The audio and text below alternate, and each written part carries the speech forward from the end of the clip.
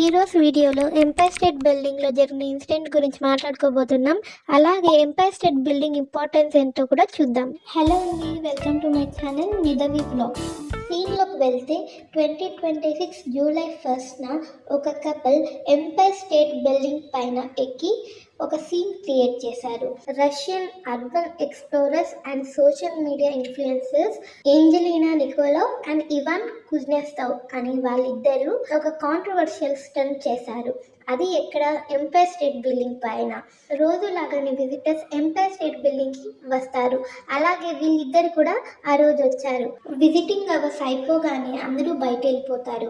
కానీ వాళ్ళు మాత్రం ఆ రోజు అక్కడే ఉండిపోయారు. ఆ విషయం అక్కడున్న సెక్యూరిటీ వాళ్ళు గమనించలేకపోయారు. ఒక రెస్ట్రిక్టెడ్ మెయింటెనెన్స్ ఏరియాలోకి ఎంటర్ అయ్యారు. అది 102nd ఫ్లోర్ పైన ఉంటుంది. సుమారు 1454 అడుగుల పైన వాళ్ళు వెళ్ళారు.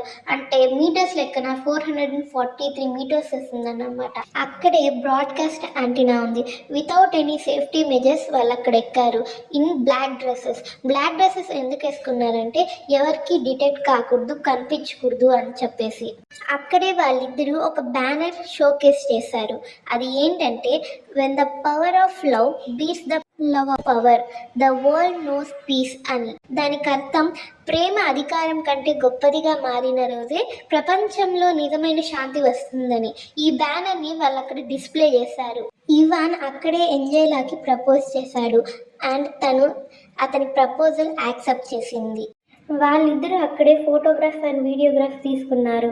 ఇక్కడ జరుగుతున్న విషయాన్ని మొత్తం గమనించి ఆలోగా NYPD ఆఫీసర్స్ అలర్ట్ అయ్యి అక్కడున్న యాంటీనా కనెక్షన్స్ అన్ని షట్ డౌన్ చేశారు. అండ్ వెంటనే వాళ్ళిద్దరిని అరెస్ట్ చేశారు. అయితే వాళ్ళిద్దరూ చేసిన పనికి ఒక రెక్లెస్ ఎండేంజర్మెంట్ అండ్ క్రిమినల్ ట్రెస్పాస్ లాంటి కేసెస్ వాళ్ళపైన ఫైల్ చేశారు.